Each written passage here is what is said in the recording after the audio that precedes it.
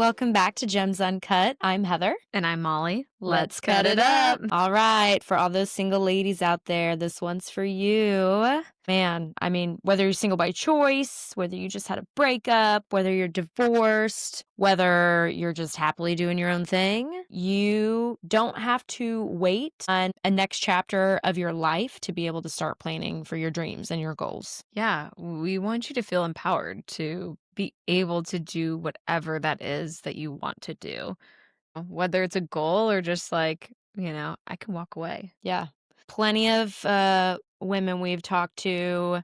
I mean, in tradition, yes, we combine finances and find that partner to spend the rest of our life with. And there's a sense of it will get taken care of. I feel like that crosses all of our mind. But when things like that happen and you don't have the empowerment to at least be educated on what's going on, I mean, tragedies happen all the time, and then Yeah. you're just like, it's all in your lap to take care of. But if you've never experienced, needing to budget or properly insure yourself or pay bills or whatever it is, that is terrifying in itself, trying to figure all that out on your own. But, what should we be doing? I say we. I am a single woman, and a lot of things that I have done because I got into this business really excite me because I just want to share it. And I've even been in circumstances where I've had to take into consideration some of these things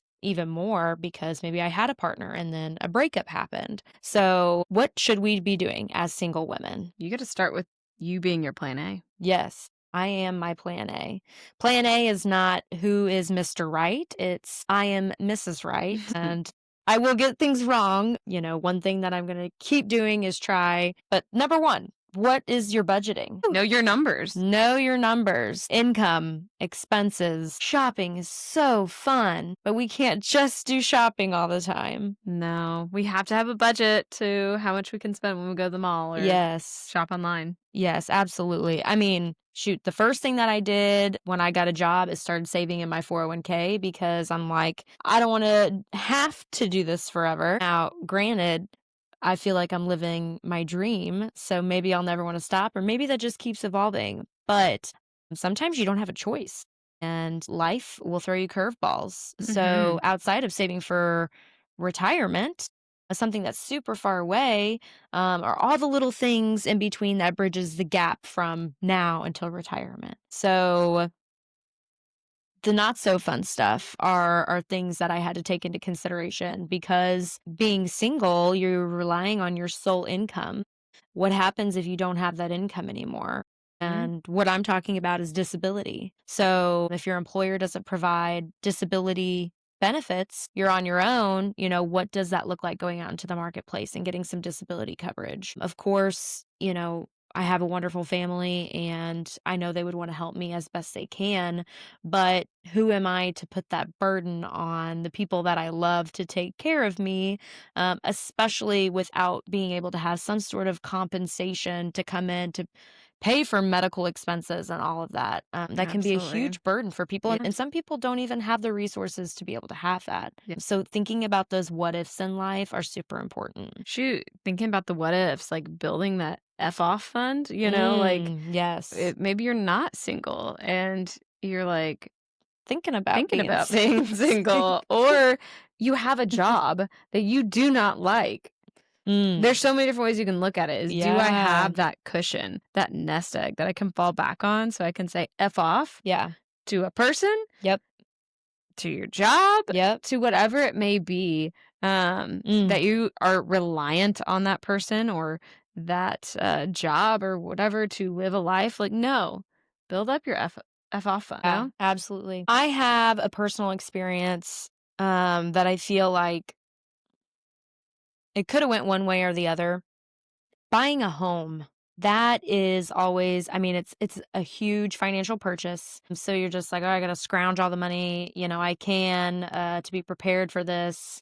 But also, if you do have a significant other at that time and you think you know where that relationship will go, it is very easy to take the easy route of saying, okay, let's put both parties' name on that mortgage, both of us sign a line. It is dual ownership without actually having that legal bind of being married. Of course it's easier. There's two people that it can fall on and not just the single person. But if I know anything, if it's not legally bound, anything can happen still. And it's super important to know your numbers before making a financial commitment like that. Yeah. And then personally, I'm very thankful that I never had two signatures on that dotted line that tied me to anything before I was married. So, whenever I did go through a breakup, it was a pretty easy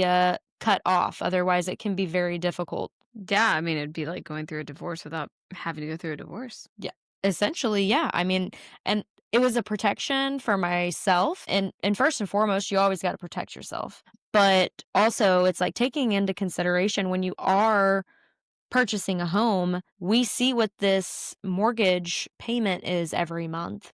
And yeah, it's great with two people. Well, what's it like with one person? Have you ran the numbers for just one person? Is it doable? Yeah. So that's food for thought there. If you're not married, do not sign two people on a mortgage. That is my advice. But do what you want. So Don't say you didn't tell them. don't say I didn't tell you. But us CFPs, so thankful for the knowledge that we continue to consume and that we're able to bring to the table for our clients and potential clients. But at the end of the day, reach out to a financial advisor, a CFP, somebody that's working in the best interest of you to talk about your goals, because the sooner you start to sit down and you're like, this is what I picture my future. And it can always change, but the sooner you start that planning, the sooner those things are going to happen. I mean, we have people we work with all the time that get into their mid 30s and even 40s, shoot, even further along. And they're like, oh, I need to start saving for retirement. And you almost just want to pray with them, that something grand can happen, because that is extremely difficult. We all know Social Security and pensions are not going to solidify a retirement at normal retirement age. There's a lot more work that goes into it than that. And it's like you don't want to wait to start saving for retirement until you have that significant other. Yes. Or don't have that significant other being your retirement. I mean, again, remember, you are your plan A. Right. And you should always be your plan A. Absolutely. I think being single isn't a financial liability. It's just a launch pad to long-term success. Yeah. Like, if you start those things when you're single, you can be so successful long term. Right. It's a mindset shift. It is. Just don't wait. I think that's the biggest thing. Yeah, you don't need a partner to build life with. You just need a plan. Say that again. You don't need a partner to build life. You just need a plan. Okay, just one more time. You don't need a partner to build a life. You need a plan. Absolutely.